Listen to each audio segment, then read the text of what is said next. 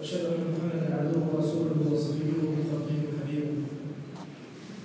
صل اللهم وسلم وبارك على هذا النبي الكريم وعلى آله وصحبه الطيبين الطاهرين وكل من سار على نهجه واتبع هداه وسلك طريقه ليوم البعث والنشور. ثم أما بعد أيها الفضلاء أحببكم وطاب مجتمعكم وأخواتكم إلى الجنة نزلا. أسأل الله تبارك وتعالى أن يجعل جمعنا هذا جمعا مرحوما وتفرقنا من بعده تفرقا معصوما، وألا يجعل فينا ولا منا ولا من بيننا شقيا ولا محروما، إنه على كل شيء قدير. نعيش في هذه الدقائق مع حديث النبي صلى الله عليه وسلم عن أنس بن مالك رضي الله عنه قال النبي صلى الله عليه وسلم: ثلاث من كن فيه وجد بهن حلاوة الإيمان: أن يكون الله ورسوله أحب إليه مما سواهما، وأن يحب المرء لا يحبه إلا لله، وأن يكره أن يعود في الكفر بعد إذ أنقذه الله منه، كما يكره أن يقذف به في النار، أو كما قال النبي صلى الله عليه وسلم.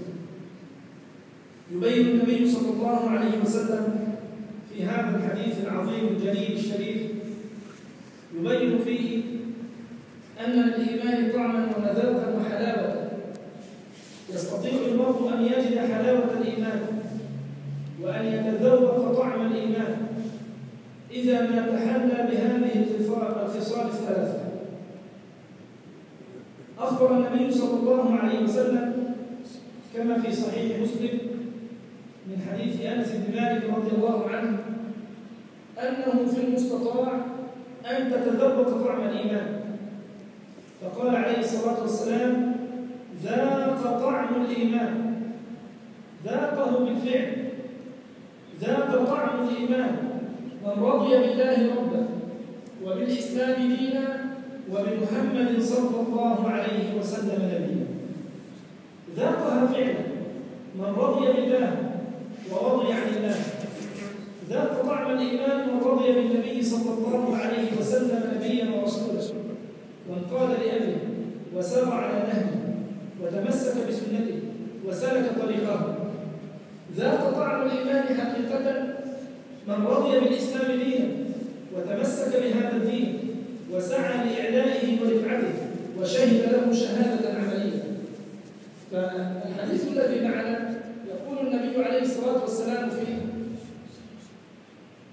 ثلاث من كن فيه، أي ثلاث خصال إذا وجدت في عبد ما ذاق طعم الإيمان. أولا: أن يكون الله ورسوله أحب إليه مما سواهما. الأولى: أن يقدم محبة الله ومحبة نبيه صلى الله عليه وسلم على كل شيء، أن يقدم الله ونبيه صلى الله عليه وسلم على زوجته، على ماله، على منصبه، على جاهه، على نفسه، على الدنيا بمن فيها وما فيها. أن يقدم محبة الله ومحبة نبيه صلى الله عليه وسلم، ومن منطلق محبته لله ينقاد لأمر الله وأمر النبي صلى الله عليه وسلم، يصير وفق أمره، وفق أمرهما، وفق أمر الله وأمر النبي صلى الله عليه وسلم. حينما يسمع نداء الله جل وعلا: يا أيها الذين آمنوا، فينتبه ويكون أشد استحضارا، يسمع ماذا يأمر الله وبماذا ينهى الله، يسمع عن النبي صلى الله عليه وسلم فيلبي أمره ويسعى جاهدا لإرضاء النبي صلى الله عليه وسلم تحقيقا لمحبته. من الناس من يتخذون أندادا من دون الله يشركونهم مع الله في المحبة، بين الله تبارك وتعالى ذلك فقال: ومن الناس من يتخذ من دون الله أندادا يحبونهم كحب الله.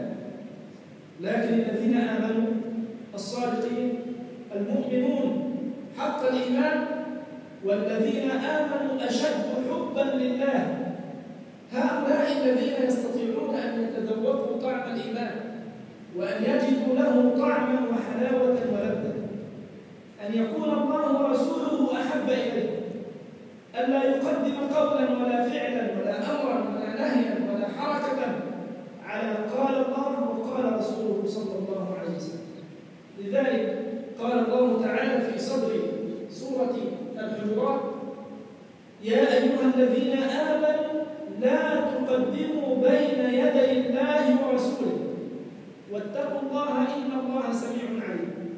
لا تقدم أمرا ولا تقدم رأيا ولا تقدم فعلا ولا تجتهد أمرا لم ينزل الله فيه شيئا ولم ينزل فيه نبيه صلى الله عليه وسلم شيئا من أمور الدين، أن تنقاد بأمر الله وأمر النبي صلى الله عليه وسلم، وأن لا تقدم عليهما شيئا أيا كان عظم هذا الشيء.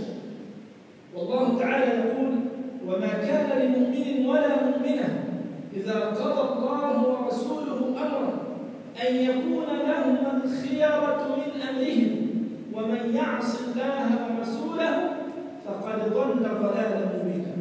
هو الضلال المبين، هو الضلال الذي لا ضلال بعده، أن يجعل الإنسان بعد قال الله وقال رسوله صلى الله عليه وسلم خيارا ثالثا فيختار لنفسه أو يجتهد لنفسه أو يقدم عليه ما أحد. إذا ما تحقق هذا الأمر في العبد بأن قدم الله جل وعلا وقدم نبيه صلى الله عليه وسلم على سائر الأشياء في حياته، عند ذلك يستطيع أن يجد طعم الإيمان. مثالا: لو كان يعمل عملا وسمع المنادي وهو ينادي: حي على الصلاة، حي على الفلاح، يجعل مقارنة عاجلة بين عمله وبين حياته وبين نداء ربه. أين أنت؟ إما أن تسرع وتجب داعي الله، وإما أن تتقاعس وتقدم ما أنت عليه. وكان أصحاب النبي يرون أن أحدهم كان يعمل فإذا رفع الآلة وسمع النداء الله أكبر فلا ينزلها في عملها، يعني كان يعمل حدادا فيرفع المطرقة فلا تعود على السندان بعد أن سمع الله أكبر، لأنه الله أكبر من كل شيء. في هذا الوقت أصبح كل ما في الحياة ما دمت مستطيعا لتركه محرما إلى هذا العمل الذي ندبك ودعاك الله تبارك وتعالى إليه. إلا أن هناك بعض الأعمال قد تلجئ الإنسان إلى تأخير بعض الأعمال عن غيرها، كعمل الطب مثلا، طبيب في عملية جراحية فذلك أمر من الضرورة في المكان يستلزم عليه أن ينتهي من عمله. أما إذا كان في فسحة يشاهد التلفاز أو يعالج النت أو مع الكمبيوتر أو يتفاعل مع غيره أو كذا أو كذا، أو ينشغل بحياته الدنيوية ويؤخر أمر الله تبارك وتعالى ويؤخر أمر النبي صلى الله عليه وسلم على حساب هذا العمل الدنيوي، فليعلم بأن هناك خلل يحتاج إلى مواجهة، يحتاج إلى معاتبة، يحتاج إلى وقف. أن يكون الله ورسوله أحب إليه مما سواهما، أن يقدم طاعة الله وطاعة النبي، أن يقدم عبادة الله جل وعلا وهي الوظيفة الكبرى التي خلق الإنسان من أجلها على كل شيء. وما خلقت الجن والإنس إلا ليعبدون ما أريد منهم من رزق وما أريد أن يطعمون. ثانيا أن يكون الله ورسوله أحب إليه مما سواهما، وأن يحب المرء لا يحبه إلا لله، وهو الحب في الله والبغض في الله. والحب في الله هو